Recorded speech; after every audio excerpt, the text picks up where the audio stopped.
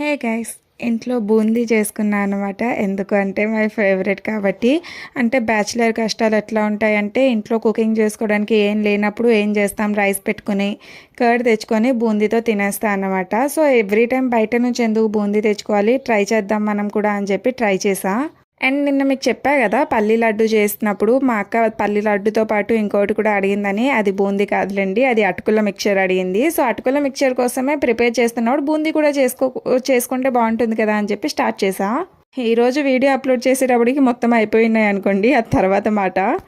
అయితే బూందీ ప్రిపేర్ చేసుకోవడం చాలా సింపులే. మీరు చూసినట్టయితే ఓన్లీ శనగపిండిలో కొంచెం కారం అండ్ ఉప్పు పసుపు వేసి బాగా మిక్స్ చేసుకొని నేను చూపించినట్టు ఆయిల్లో వేసుకొని ఫ్రై చేసుకొని తీసేయడమే. దాని తర్వాత కాజు అండ్ పల్లి వేసుకున్నా. మీకు ఇష్టమైతే మీరు గార్లిక్ అవి కూడా వేసుకోవచ్చు. నేను బూందీలో వేయలేదు. అటుకుల మిక్చర్ నేను నెక్స్ట్ వీడియోలో అప్లోడ్ చేస్తాను. బూందీ అయితే 2 డబ్బాలు, ఒకటి నాకు ఒకటి మా అక్కకి. ఈ వీడియో అయితే నచ్చితే లైక్